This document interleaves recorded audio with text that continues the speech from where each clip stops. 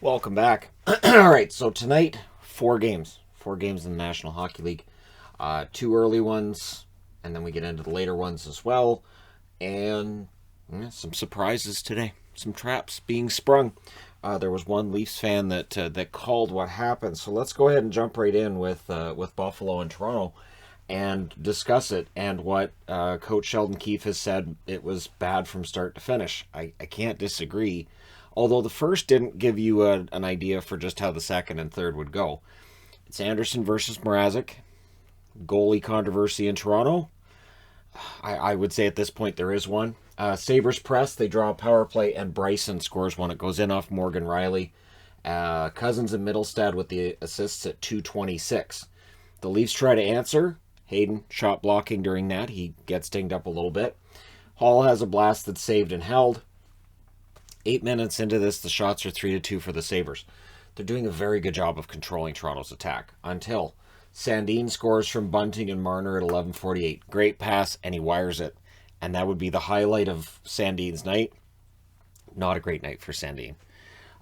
So the Leafs then press for the lead. Riley has a blast that saved. Kampf can't bury on the rebound from that. Last minute, there's a press by the Leafs, but we go to the second period still tied at 1. Cousins has a net drive that won't go. The Leafs get a power play. Nylander has a shot that's blocked. Matthews stick breaks on a shot as well. It's killed off. It generates 3 shots. Bunting fires wide as the Leafs press. Sabres press at 8.5 minutes. Matthews has a rush chance that deflects out. Everything looks okay. It's pretty even until Olofsson scores from Dahlin and Asplund at 12:19. It was a very strong shift by Buffalo that sets that up. So right there, that makes it 2-1. Then there's a double post for Olofsson after that. This is where if you're the Toronto Maple Leafs on the bench, you should be saying, hey, we got to wake up because this could get blown open. Strong puck pressure by Buffalo. No easy pucks for Toronto. And then Tage Thompson, who's been red hot, scores his, I believe it's 9th goal in 9 games from Skinner at 18:31. And some sloppy defense on that one. Got to be honest. Thompson with the snipe, and yeah, Leafs did try to answer, but coming out of the second period, they're down 3-1. Third period, good start for the Sabres. They press at the 3-minute mark, and the Leafs were so out of sync at this point in the game. Really, it was kind of weird to watch because this is a team that I understand. The Detroit game caused a lot of consternation, but they won that game. So this is not something that I had expected here. Mikheyev's denied. Anderson holds. I thought Mikheyev might have had the best night of any of the Toronto Maple Leafs. He had some good opportunities. Shots are 5-3 for the Leafs at 6.5 minutes. But at 6:39, while I'm writing it, on a turnover, Skinner puts it in the net. So Skinner continues his amazing resurgence. And it's a turnover. And Sandin's on the ice for, I know there was 3 of the goals against for Buffalo that he was on the ice for. The Leafs press with 9 minutes left, but Okposo gets a goal at 11:30. We're looking at turnovers here, we're looking at defense, and we're looking at goaltending. Mrazek on a couple of these goals, he was too far back into his net. And this is the thing, when a goaltender has a night like this, everybody becomes a goalie coach. So, I'm not going to pile on here. He did get the Bronx cheer on his next save, which I don't think is overly fair. Obviously, for their next game, they're going to come back with Jack Campbell. But both goalies have had some rough numbers, which are not completely on the goaltenders. This is on the defense as well. Sabres get a power play. That's killed off, but they win the game 5-1. Buffalo goes to 17-30-8 with the win. Toronto, this is a big loss for them, 35-15-4. But again, Toronto is in the hunt for first in the division. Can't be forgotten. It's just these are the games that, at the end of the season, we might look back and say that's where Toronto lost home ice in the first round. And that's why, Game 7 was in Tampa or Game 7 was in Florida. So the shots in this one were only 6-5 in the first in favor of Toronto. 11-10 Toronto in the second. 16-13 Buffalo in the third. Final shots 31-30 for Buffalo. Power plays, Buffalo 1 for 2. Toronto 0 for 1. So they only had the one power play that had the 3 shots. Hits were 20-17 for Buffalo. Anderson saves 29 out of 30. Played very well. Mrazek saved 26 out of 31. It was a rough night for him and for the defense in front of him, including Sandin. So, that being said, moving along.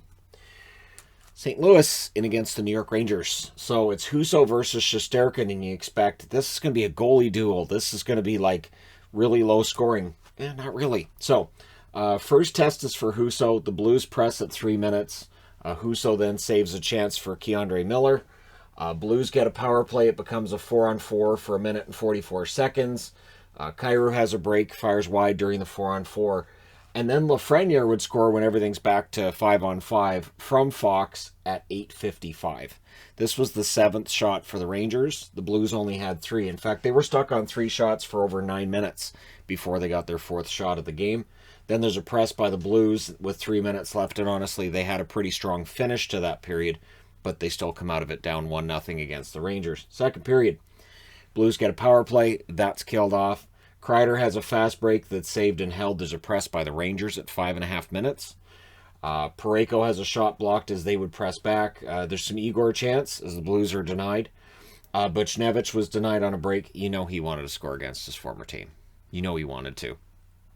The shots are 6-5 for the Bruins with Bruins. Why were the Bruins there? For the Blues with 5 minutes left. Bortuzzo has a blast that's saved and held. And then Strome makes it 2-0. He scores from Panarin and Trouba at 16:36.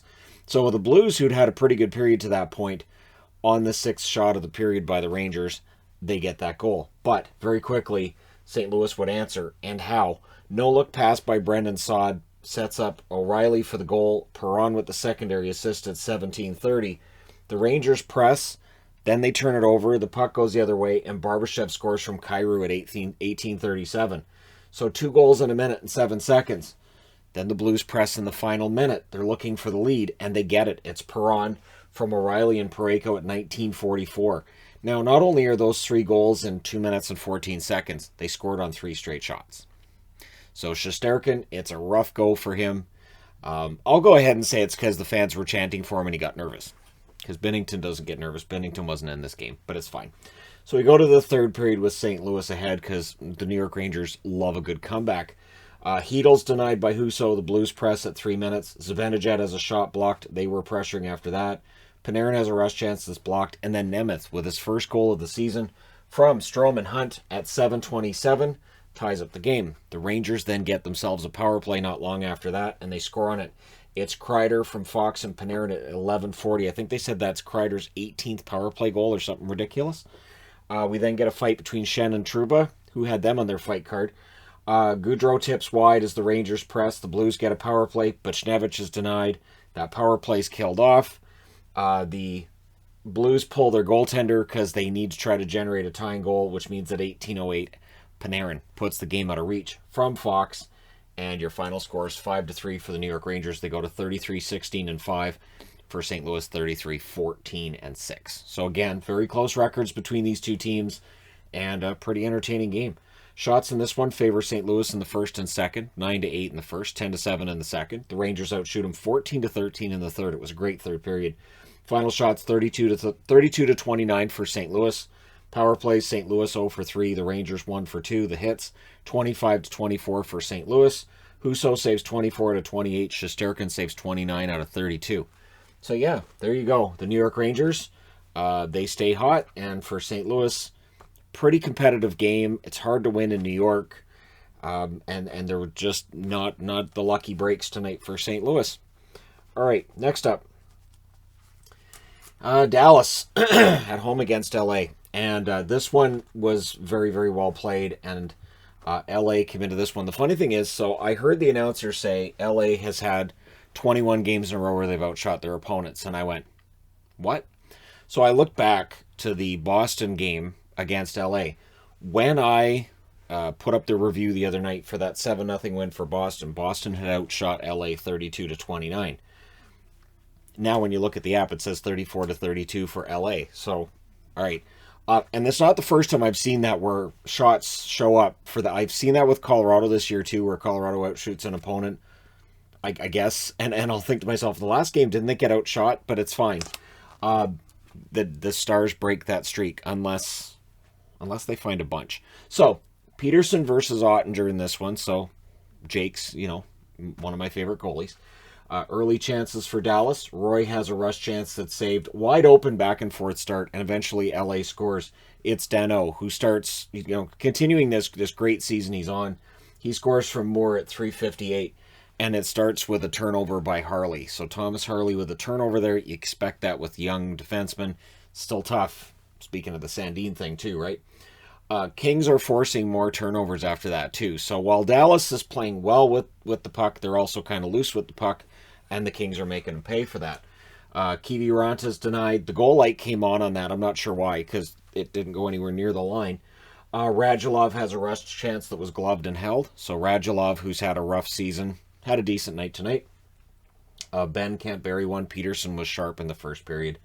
That just said that. Power play for the Stars. That was killed off by the Kings. The Stars had some momentum, though, after that power play. The Kings press with 5 minutes left. With 2:42 left, the Stars go to the power play. LA kills that off. So we go to the third. 43 seconds in, Glendenning on a beautiful scoring play from Raffle and Faxa. And that makes it a 1-1 tie. Not long after, there's a delay, a game call against the Kings. Puts the Stars on the power play. The Kings did kill it off. The Stars again press after their power play is done. We then get 2 minutes of 4-on-4. Seattle with some pressure, Dallas with some pressure. I'm just getting ahead of myself now. So Dallas with some pressure. They needed shots, though. On that one chance there, they didn't have the shots, but they were getting shots through outside of that press. The shots were 8-4 for the Stars at the 7-minute mark. But Kaliev on a beautiful steal off Klingberg. Klingberg with the turnover. Kaliev rushes the other way, and he scores at 8:54. So I can't even be mad. It was a beautiful goal by Kaliev. Then there's a too many men on the ice call against Dallas, so the Kings get the power play, and it's Kaliev that gets the second goal in 5 minutes from Dursey and Brown at 13:17. It was nice to see Dursey get an assist because he was getting manhandled by Dallas in this game. Kaliev then almost gets another. So the Kings are up 3-1. Kaliev looks like he wants to get a natural hat trick, but at 14:13, so on that same play, Robertson the other way, he scores from Hintz and Pavelski at 14:13. So that makes it 3-2. Kempe then had a net feed that was blocked, and before the period's out at 19:01, Suter scores from Kiviranta and Peterson. So that ties the game up.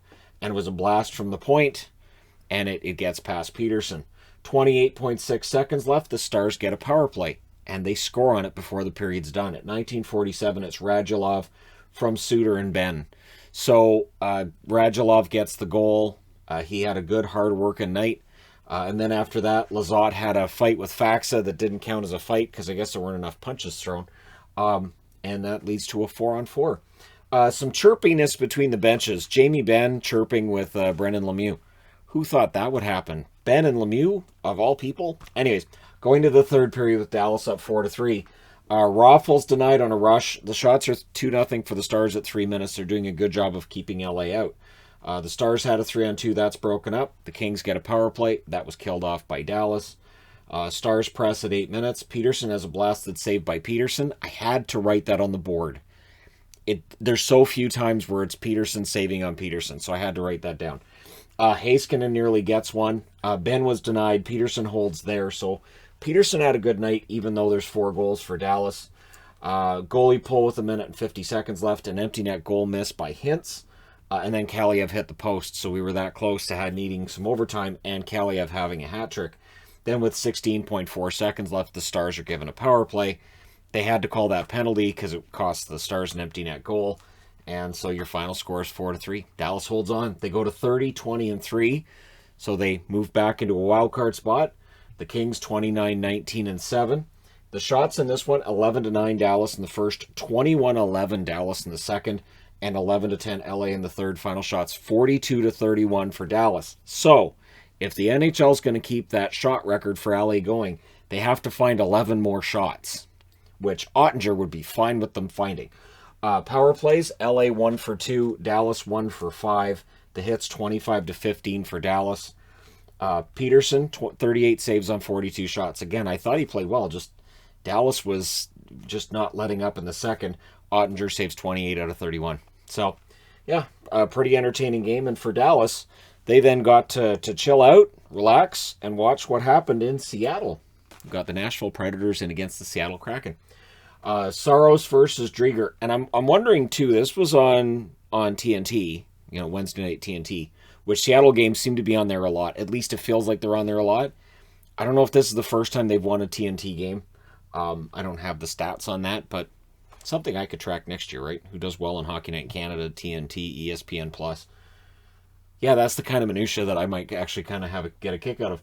So Gord has an early blast that's saved, only tracking the national ones because regional ones don't make any sense. But Gord has an early blast that's saved. Luff on a turnover, he had a chance too. That's saved. Shots are 3-2 for the Preds at 4.5 minutes, and this game looked like it might be kind of wide open, and then it kind of closes off. Both defenses playing well after that too. Seattle presses at the half. Johansson and Josi both had shots that were blocked, but then Tomasino, not blocked. At 13-13, he opens the scoring from McCarron. So it's 1-0 Nashville at that point, and that one went in off Drieger's stick. So Drieger close to saving it, just doesn't. Seattle presses. Preds, though, with their shot blocking going on. There's a press then by the Predators. Drieger makes saves there. There was a mask save on Forsberg, which actually caused his strap to come loose. He didn't do the nod thing to knock his helmet off. He didn't signal to the ref. He didn't pull his helmet off. He just played the rest of the play. And it's funny because I'm so used to seeing goalies I'm not going to say overreact because every goalie is different in how they're going to react to that. But there are times where I feel like maybe there's a little bit of an overreaction to that. But again, goalies are very superstitious, and I'm sure that it may knock some of them off, especially some cases it might throw off your vision, right? So you really want the referee to blow the whistle so you can get everything all done up again. So anyways, last minute, Wenberg has a net feed that's blocked. It's 1-0 Nashville after one. Second period, Fabro has a blast that's saved and held. The shot blocks at that point in the game were 10-4 for Nashville. So when Seattle gets opportunities, Nashville's blocking them out, literally. Appleton's denied in the slot. There's a power play for Nashville. And then Donskoy had a shorthanded chance that wouldn't go. And then they score on that power play. It's Duchesne from Josi and Johansson at 6:54. It's 2-0 for Nashville. I was ready at that point to think about putting the records up here and go, well, it's 2-0 Nashville. They're not going to lose. They know how important this game is. They are sitting only a few points ahead of Dallas coming into today. They're going to know that Dallas, won their game, so they need to keep that separation. However, Wenberg scores from Johansson at 7:23, and that made it 2-1. Predators had a 3-on-2 that was defended. McCarron exits. He got hit with basically it was a collision. It was a body check that he threw, and it looked like he had a bloody nose here. Sometimes that can be an indication you broke it, so it's possible it's broken because he left. I didn't see him come back into the game. He may have. I know he didn't come back in the second, but he may have come back later on. He exits, and at 8:58, Seattle ties it. It's Yarncroke from Eberle. So that made it 2-2. And then at 10:02, so a minute and 4 seconds after that, Gord puts Seattle in front. He scores from Blackwell and Dunn. So Colin Blackwell, who had a very good game, that's a 3-2 lead for Seattle at home. And so that gave him a chance to play some more Nirvana, and the crowd was really excited. This is a crowd that's desperate for things to cheer for in game, and they haven't been very good at home. So it seemed like they really jumped on, hey, we're having a good game here. So the Preds call a timeout at this point, and John Hines was pretty livid with his team, and understandably, because they went from 2-0 in front to 3-2 behind in 2.5 minutes of game time. So Gord fires one high. The Kraken definitely wanted more, but it's Nashville that ties the game. Duchesne scores from Tolvanen and Fabro at 14:36. So that is Duchesne's second goal of the game, and it's scored on a rush chance. So kind of against the flow of the play. Drieger then holds on a Duchesne chance for the hat trick shortly thereafter. So going into the third period, it's 3-3. But with the way Seattle's played this year, it wouldn't have been a surprise to anybody if Nashville blows them out and scores 3 in the third period. Doesn't happen. So the Predators get a power play in the third period. And they already had a power play goal earlier. They do not get a power play goal here. In fact, Seattle gets the shorthanded goal. It's Blackwell from Gord at 3:19. Now, he had 3 whacks on it. So if he has 3 whacks on the puck, the only question I have is the same thing that the announcers did. Why didn't anybody clear him out between that second and third chance? Like, you can't let somebody just keep whacking away at the puck when your goalie's down.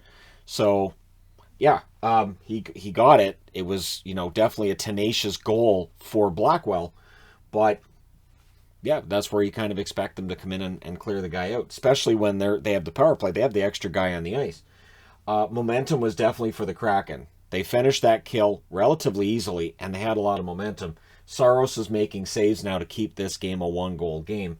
Lind was denied. Donskoy can't bury one because he's cursed this year. He's just not allowed to get goals. I think he has two. You have one or two? I think it's two. Anyways, shots are 8-1 for the Kraken at the half. They would be 12-1 at one point in this period as well. Predators get a power play. There was a shorthanded chance for Giordano that he gets denied. That absolutely was a brilliant save by Saros. And there's so many prime chances for Seattle. It was like Nashville's defense just wasn't in sync tonight. They just were not able to counterattack whatever Seattle was doing, especially in that third period that was all Seattle. So it's killed off. Strong Seattle defense. Seattle presses with a minute and a half left. That delays the goalie coming out. But not only that, but before that, when Nashville had the puck at the other end, Saros wanted to come out, but nobody at the bench was talking to him. So, and Jan Botterill was talking about this, how he was kind of yelling over, and nobody was saying anything. So he wants to come out, but until the coach or until whoever behind the bench is going to signal, he's going to stay there. So they probably could have pulled him sooner. But anyways, they did get him pulled with a minute left. They were out of sync. They went offside with 5 seconds left, and Seattle wins 4-3 on Kraken Day. Yes, the mayor of Seattle declared today was Seattle Kraken Day because they're the 32nd team in the league.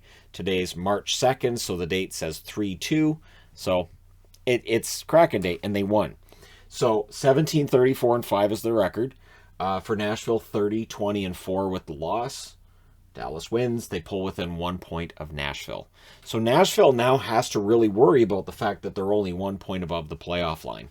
Who saw that coming? It's weird because I don't think Nashville's played that badly necessarily. They're just not getting the results. So the shots in this one, 9-8 Nashville in the first, 10-8 Nashville in the second, and in the third, Seattle takes over 15-3. Final shots are 31-22 in favor of the Kraken. Power plays, Nashville 1 for 3. Seattle didn't have one. So special teams, even with the power play goal, because Seattle gets a shorthanded goal and they almost got another, I would say the special teams kind of gave Seattle the momentum. The hits, 31-18 for Nashville. Saros saves 27 out of 31, which does not tell you how good he was. And Drieger, I thought was good as well. 19 saves on 22 shots. So both goalies come out of tonight with iffy save percentages. They both played well. All right, let me know your thoughts regarding these 4 games in the comment section below as always. Don't forget to hit like and subscribe. If you're browsing your way through, you just happened upon this video. Thank you guys so much for watching, for all your support. I will talk to you again soon.